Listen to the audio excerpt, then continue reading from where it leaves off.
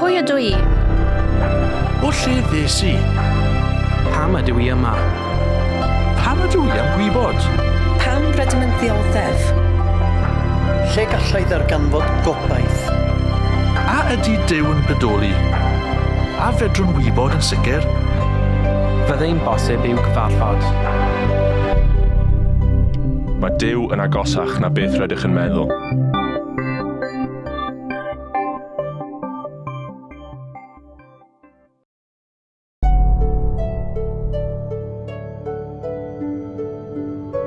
Oedd wedi wneud rhoi bwyd i'r 5,000.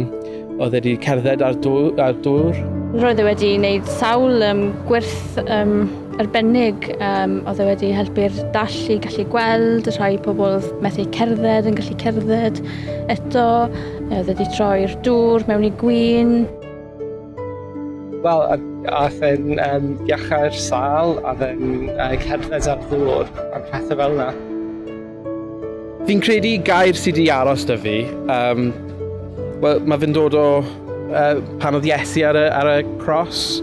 Y peth mae wedi dweud olaf, really, ar y groes. Mae hefyd wedi rhybuddio ni i ofalu rhag pobl sydd yng ngwisg defaid, ond oedd tu mewn yn bleiddiaid. Felly rwy'n teimlo bod yr hyn mae Iesu wedi dweud blynyddoedd maith yn ôl dal yn berthnasol i ni heddi. Does dim un hanesydd go iawn yn amau fod y dyn yma, Iesu o Nazareth, wedi byw, ond y peth sy'n drysu yw ei fod yn gwrthod diflannu. 2,000 o flynyddoedd yn ddiweddarach, a miloedd o filltiroedd o'r lle cafodd ei eni, mae'n amlwg y gallwch stopio rhywun ar y stryd, a beth bynnag yw ei barn, mae pawb yng Nghymru yn adnabod ei enw a falle'n gwybod rhywbeth am ei fywyd. Y sair syml, y rabai neu athro o'r ganrif gyntaf, yr iddew yma gafodd ei groeshoelio gan yr ymerodraeth Rufeinig. Mae ganddo ddilynwyr brwd ar hyd a lled y byd, ac mae'r niferoedd yn dal i gynyddu. Mae'n rhyfeddol i feddwl, wnaeth erioed ysgrifennu llyfr. Wnaeth ddim ymdrech i geisio statws neu swydd wleidyddol, a dweud y gwir, mae'n gwrthod pob ymgais i gael grym felly. Doedd e ddim yn arweinydd byddin, a dweud y gwir, dim byd sydd fel arfer yn rhoi ei chenw ar dudalennau hanes. Bu farw yn 33 mlwydd oed, cael ei hoelio ar groes o bren, sef dyfais y ganrif gyntaf i boenydio'n eithafol a dienyddio. Dyma'r gosb eithaf fwyaf creulon, arf yr ymerodraeth i atal y rhai oedd yn gwrthod ildio iddi. Roedd ei elynion wrth ei bodd, yn credu byddai hyn yn siŵr o roi diwedd ar y sôn amdano, a gwneud esiampl ohono rhag i unrhyw un o'i ddilynwyr feddwl parhau'r mudiad. Ac eto, dyma ni, 2 fileniwm yn ddiweddarach. Dydy'r ymerodraeth bellach ond ar dudalennau hanes, ac mae enw Iesu yn fwy enwog nag erioed.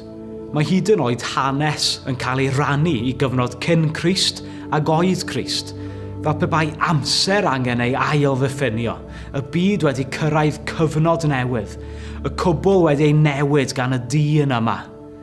Mae'r Iesu yma o Nazareth yn dal i wrthod diflannu. Cwestiwn, y pam? Be sy'n wir am yr un dyn yma, y bywyd yma, sy'n enyn y fath chwilfrydedd?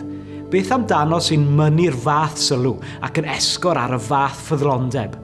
Beth amdano sy'n dal i gymell teyngarwch, ysbrydoli a chyffroi miliynau o bob cenedl, safle cymdeithasol, lliw a chred?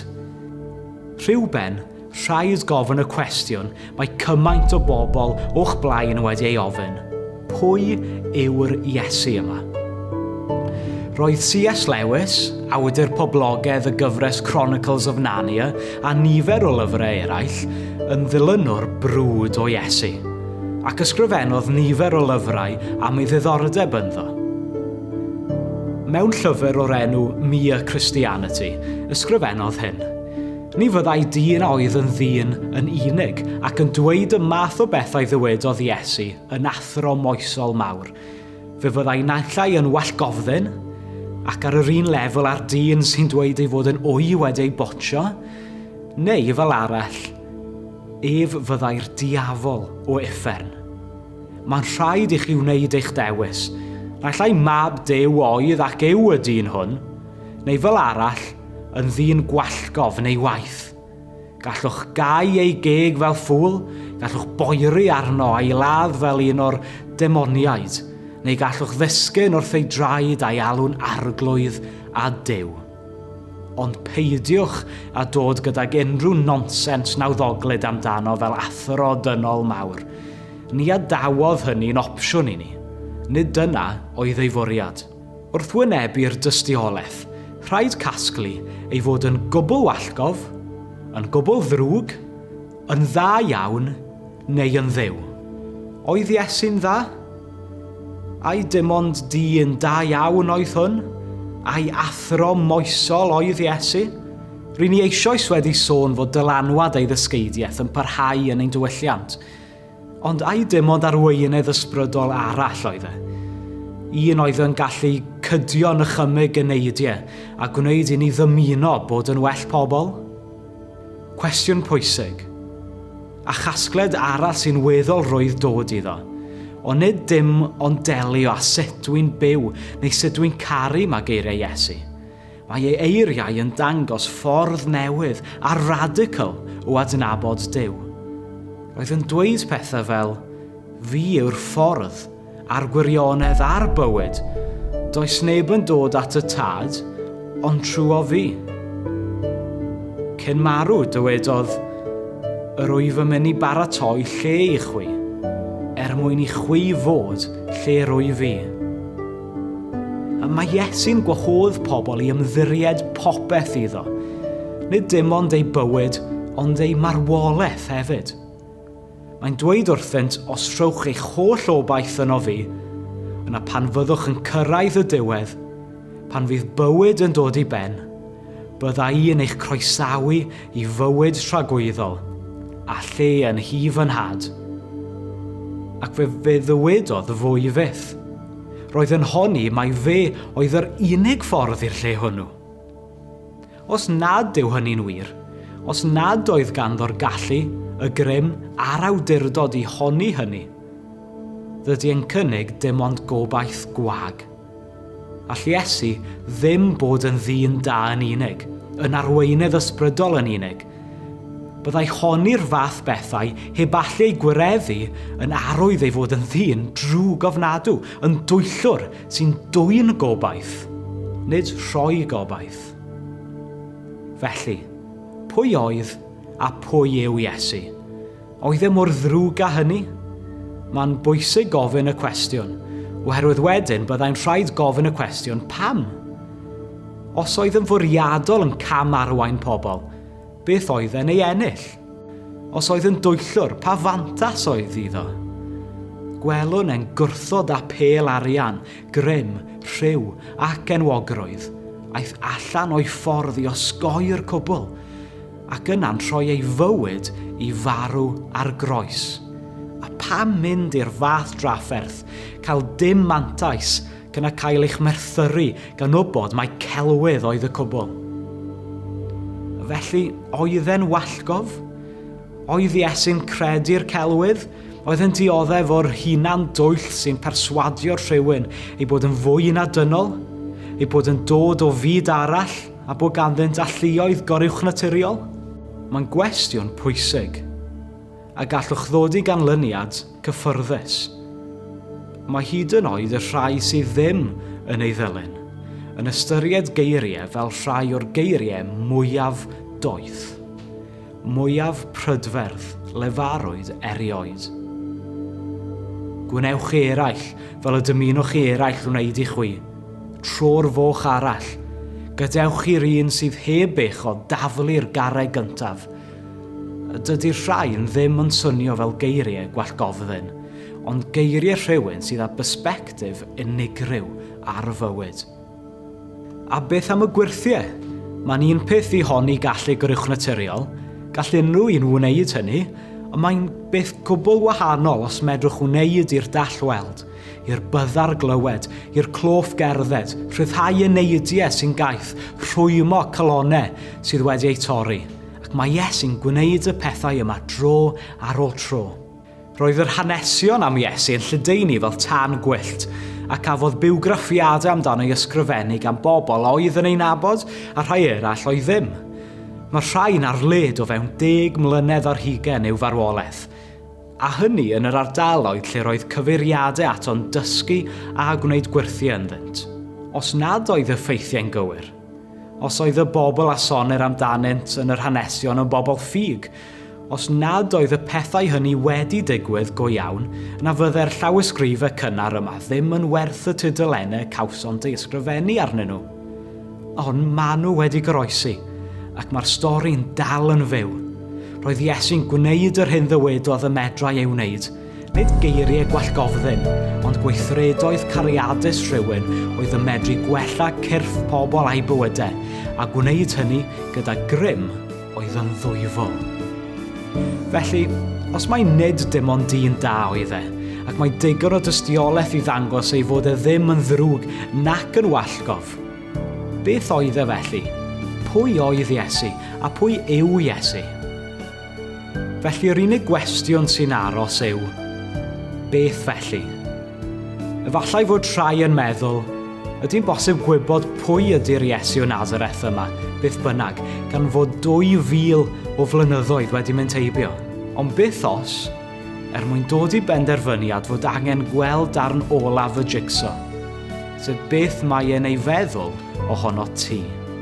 Am yddfau pobl, mewn mynwentydd, mewn capeli gorffwys, mewn ysbytau. Mae symbol y groes yn aros, yn cynnig gobaith i bobl ar adegau anodd iawn. Pam? Mae'n siap syml, llinell orweddol, yn cwrdd â llinell fertigol. Y darlun o ddyfais dienyddu o Rufeinig. Pa obaith sydd gan y groes i'w gynnig i bobl? Pam mae ein diwylliant yn dal gafael yn y groes? Mewn llythyr at eglwys ifanc yn Rhufain, mae'r geiriau yma. Ond prawf Dduw o'r cariad sydd ganddo tuag atom ni bod Crist wedi marw drosom, pan oeddem dal yn bechaduriaid. Mae'r groes yn tystio i Dduw sy'n torri mewn i'n bywydau, heb ddisgwyl i ni geisio gwneud popeth yn iawn ein hunain, neu deall yn iawn. Mae'n camu mewn yn byd ac yn bywyd gan ddangos ei gariad tuag atom, a gwneud hynny drwy dalu'r pris eithaf mwyn i ni gael dod i'w adnabod, marw yn ein lle pan oeddem yn dal yn bechaduriaid. Pechod, y cyflwr ynom ni sy'n atal pob un ohonom rhag bod yr hyn fwriadwyd i ni fod. Y reddf gynhenid yma sy'n gwrthod caniatáu ni nabod y Dduw sydd wedi'n creu. Pechod, y baich o gywilydd ar ei ogrwydd sy'n gwasgu i lawr ar ein hyneidiau. Y groes yw'r man sy'n delio â'r cwbl, lle mae'r hyn aeth o'i le yn cael ei gywiro. Y lle mae Dduw yn dangos i ni gymaint i'w gwerth yr ail gyfle mae'n ei roi i ni. Mae'r groes lle bu farw Iesu yn dangos unwaith ac am byth fod pobl oedd yn methu codi eu hunain o'r llanas mae pechod wedi wneud yn ei bywydau yn profi Dduw yn ei codi, a hynny drwy roi ei unig fab, yr un wnaeth ein caru gymaint nes ei fod yn barod i roi ei unig fywyd yn ein lle. Felly, y cwestiwn bellach yw, beth dwi am i wneud am hyn? Cario ymlaen hebddo? Byw heb ei fyddeiant, ei ofal, a'i arweiniad? Neu ei gydnabod fel Dduw, fel gwaredwr, fel C6Meseia, yr un ddaeth i wneud drosoch yr hyn na fedrwch ei wneud drosoch eich hunan. Ers y cychwyn cyntaf, mae'r ddynoliaeth wedi bod yn chwilio. Mae pob grŵp o bobl ar y blaned wedi gofyn y cwestiwn, sut un yw Dduw? Sut fedrai wybod go iawn? Beth os, yn Iesu, fod Dduw yn agosach na feddyliais ti erioed? Beth os yw'n medru gwneud yr hyn a ddywedodd? Beth os yw'r cyfan a ddywedodd amdano'i hun yn wir? Beth os gall wneud bopeth y mae'n addo ei wneud? All hwn fod yn dduw yn y cnawd. Sut mae gwybod ei sicrwydd? Pwy yw Iesu? Meddyliwch amdano. Siaradwch amdano. Holwch.